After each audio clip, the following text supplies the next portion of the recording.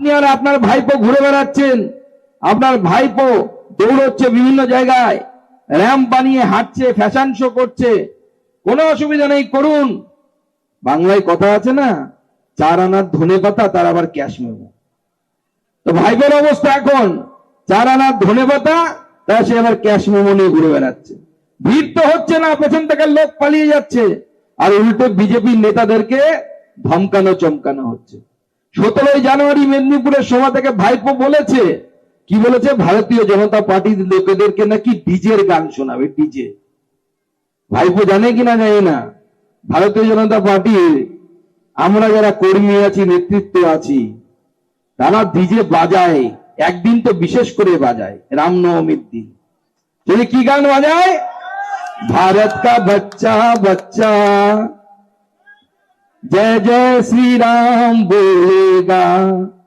Vote আসুক, ভাইপোকে ওই DJ বাজাবো, আর ভাইপো সেই ডিজের সাথে নাচবে, নাচ করাবো, সেই ব্যবস্থা আমরা করব।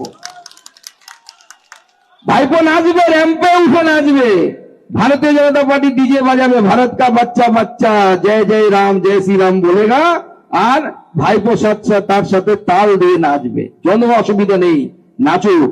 তাই আগামী দিনে ভারতীয় জনতা পার্টি 26-এ যদি সরকার করতে হয়, একত্রিত হয়ে লড়াই করতে হবে, পশ্চিমবঙ্গকে বাঁচানোর লড়াই। তাই আমি বলছিলাম বন্ধুগণ, এই ভোট, বিধানসভা ভোট শুধু মুখ্যমন্ত্রী নির্বাচনের ভোট নয়, মুখ্যমন্ত্রী তৈরি করার ভোট নয়, বা কোনো একজন ব্যক্তিকে রায়গঞ্জ বিধানসভার বিধায়ক বানানোর ভোট নয়, বা কালিয়াগঞ্জ বিধানসভার বিধায়ক বানানোর ভোট নয়, হেমতাবাদের বিধায়ক বানানোর ভোট নয়। এই ভোট মনে রাখবেন, আপনাদের কাছে, আমাদের কাছে মাটি, ঘটি এবং বেটি বাঁচানোর লড়াই। এই লড়াই মাটি, ঘটি এবং বেটি বাঁচানোর লড়াই। নাহলে আগামী দিনে বাংলাদেশের মতো পরিস্থিতি তৈরি করার জন্য কিছু সাম্প্রদায়িক শক্তি, তারা তৃণমূল কংগ্রেসের সাথে হাতে হাত মিলিয়েছে। যারা কখনো ফারাক্কার বিধায়কের ভাঙচুর করে, যারা কখনো আপনাদের চোপড়াদের উপর, হিন্দুদের উপর 21-এ নির্বাচনের পর অসহ্য অত্যাচার করেছে, যারা চা বাগান দখল করে নিয়েছে, চা বাগান থেকে হিন্দু কর্মচারীদেরকে বের করে দিয়েছে, এবং বিজেপি করার অপরাধে তাদেরকে অপান্তেয় করে রেখেছে। আর আজকে দেখুন, নরেন্দ্র মোদী এত বাধার পর আমরা কি দেখতে পাচ্ছি, নরেন্দ্র মোদীর নেতৃত্বে ভারতের বিকাশের গাথা এগিয়ে যাচ্ছে। 100 দিনের কাজ, যেটা এখানে পশ্চিমবঙ্গে তৃণমূল কংগ্রেসের চুরির জন্য বন্ধ হয়ে আছে। তৃণমূল কংগ্রেস বলছে যে আমরা চুরি করেছি, কয়েকজন চুরি করেছে, সেই চুরির বদলে কেন গোটা কাজটা বন্ধ হয়ে থাকবে? আমরাও চাইছি না বন্ধ হয়ে থাক। আমাদের বক্তব্য হচ্ছে, গুজরাটে একজন বিধায়কের ছেলেকে গুজরাট পুলিশ গ্রেফতার করেছিল, বিজেপির বিধায়কের ছেলেকে। কেন? 100 দিনের কাজে তার দুর্নীতি পাওয়া গেছে বলে। এটা যদি বিজেপি করতে পারে, তৃণমূল কেন করতে পারবে না? যে বিডিও, যে গ্রাম পঞ্চায়েত দুর্নীতি করেছে, তাদের বিরুদ্ধে এফআইআর কেন হবে না? তাদের বিরুদ্ধে দুর্নীতির বিচার কেন হবে না? দুর্নীতির বিচার করুন। ভারতীয় জনতা পার্টি 100 দিনের কাজকে 125 দিনের কাজ করে পশ্চিমবঙ্গের মানুষের কাছে আনবে, যেটা আমাদের রামজি বিলের মাধ্যমে মাননীয় প্রধানমন্ত্রী এনেছে। 125 দিনের কাজ হয়ে গেছে, বাংলার মানুষ বঞ্চিত হচ্ছে। কেন? মমতা বন্দ্যোপাধ্যায় বলেছেন, মোদির কাছে আমি মাথা নোয়াবো না। আরে মোদির কাছে মাথা নোয়াবেন কিনা আপনি ঠিক করুন। ভারতবর্ষের মানুষ নয়, গোটা পৃথিবীর নেতৃত্ব জানে, এই পৃথিবীকে নেতৃত্ব দেওয়ার মতো নেতা যদি কেউ থাকে, তার নাম হচ্ছে নরেন্দ্র মোদী। আমরা নরেন্দ্র মোদীর ভক্ত। আমাদেরকে তৃণমূল কংগ্রেস বলে এরা দিল্লির দালাল। বলে আমরা দিল্লির দালাল না দাদা, আমরা গর্ব করে বলি আমরা 56 ইঞ্চি নরেন্দ্র মোদীর ভক্ত, এবং আমাদেরকে হারানো কিন্তু শক্ত। আমরা নরেন্দ্র মোদীর ভক্ত। আর আপনাদের মতো ইংলিশ চাচার দালাল না, যে পশ্চিমবঙ্গটাকে বাংলাদেশ বানাতে দেব। আমরা লড়াই করব নরেন্দ্র মোদীর ভক্ত হয়ে, এবং পশ্চিমবঙ্গকে পশ্চিমবঙ্গ রাখার চেষ্টা করে যাব। আজকে কার্তিক পাল বলছিলেন যে এখানকার বিধায়ক নাকি বলছে যে উনি নাকি ডিআরএম কে বলেছেন, আর ডিআরএম নাকি ট্রেন চালু করে দিয়েছে। কোথায় অবধি? বেঙ্গালুরু অবধি। কার্তিক বলছিল, দাদা আপনি তো জানেন কতবার কার্তিক পাল আপনাদের সাংসদ হিসেবে রেলমন্ত্রীর কাছে গেছে।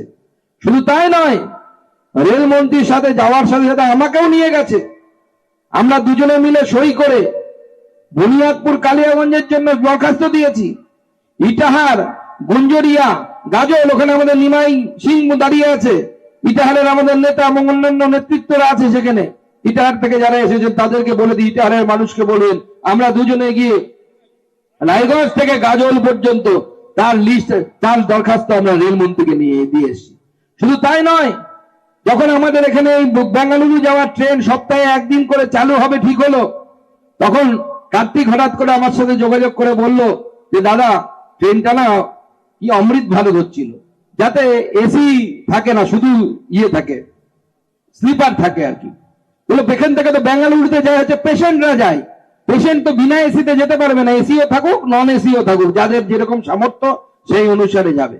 তখন কার্তিক পাল এবং আমি দুজনে মিলে রেলমন্ত্রীর সাথে যোগাযোগ করি এবং মাননীয় রেলমন্ত্রী হস্তক্ষেপ করে উনি এই অমৃত ভারত স্লিপারের জায়গায় উনি সঙ্গে সঙ্গে নর্মাল এক্সপ্রেস, অর্থাৎ যাতে এসিও থাকবে নন এসিও থাকবে, যার যেরকম ইচ্ছে সে সেরকম টিকিট কাটতে পারবে, সেইভাবে ব্যবস্থা করে দেয়।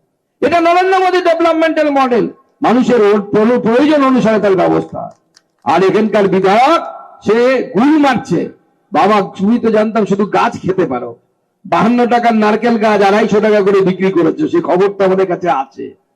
যতই এখানে ওখানে এদিক ওদিক করে চকলেট দিয়ে তদন্ত দাবিয়ে রাখো, তদন্ত কিন্তু শেষ হয়নি, তদন্ত শেষ পর্যন্ত যাবে এবং তোমাকেও যেদিন দিন আসবে সেদিন কিন্তু জেলের ভিতরে যেতে হবে।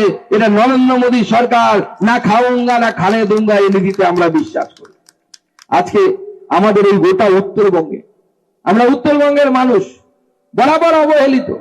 আমি জিজ্ঞেস করছিলাম একদিন যে উত্তরবঙ্গে কত শতাংশ মানুষ থাকে পশ্চিমবঙ্গে, পশ্চিমবঙ্গে 18% মানুষ থাকে। 18% মানুষ মানে গোটা পশ্চিমবঙ্গে যদি 100 জন লোক থাকে 18 জন থাকে উত্তরবঙ্গে। আচ্ছা, উত্তরবঙ্গের এরিয়া কত, জিওগ্রাফি অর্থাৎ ভূগোলের হিসাবে কত বড় জায়গা? আমাদের ঘর যেমন হয়, কারো ফ্ল্যাট হয় 1000 স্কয়ার মিটার, 1000 স্কয়ার ফিট, কারো 1500 স্কয়ার ফিট। তো উত্তরবঙ্গ দেখা যাচ্ছে গোটা পশ্চিমবঙ্গে নিরিখে 18% জমি এখানে প্রায় আছে। আর বাজেট, আমরা 18 জন মানুষ 100 জনের মধ্যে পশ্চিমবঙ্গের উত্তরবঙ্গে থাকি। মুখ্যমন্ত্রী বলেন পাহাড় হাসছে, অমুক কাটছে, সবাই হাসছে, আর আমরা কি পাই? উত্তরবঙ্গের মানুষ যখন বাজেট তৈরি হয়, এই 18% মানুষের জন্য 100 টাকা যদি গোটা পশ্চিমবঙ্গের বাজেট হয়, উত্তরবঙ্গ পায় হচ্ছে 23 পয়সা। কত পাই আমরা? মাত্র 23 পয়সা এই উত্তরবঙ্গের জন্য মুখ্যমন্ত্রী আমাদেরকে দেন। আর মুখ্যমন্ত্রী বলেন কি ভালোবাসেন আমাদেরকে, আহা কি ভালোবাসেন। বছরে একবার করে আসবেন, চা বাগানে গিয়ে চা বাগানের ড্রেস পরবেন, ঘাড়ে একটা ওই চায়ের পাতা তোলার একটা বড় ডোকরি লাগবে, রেখে ছবি তুলবে, তো খিচ মেরি ফটো, তো খিচ মেরি ফটো, আর 2-4টা ভুলভাল নেপালি বলবে, বলে মুখ্যমন্ত্রী ফেরত চলে গেলেন, ব্যাস হয়ে গেল সব কাজ। আমাদের ভিডিও ভালো লাগলে লাইক এবং শেয়ার করুন, কমেন্ট সেকশনে গিয়ে জানান আপনাদের মতামত। আরও ভিডিও পেতে আমাদের চ্যানেল সাবস্ক্রাইব করুন এবং প্রতি মুহূর্তে খবরের আপডেট পেতে প্রেস করুন বেল আইকন।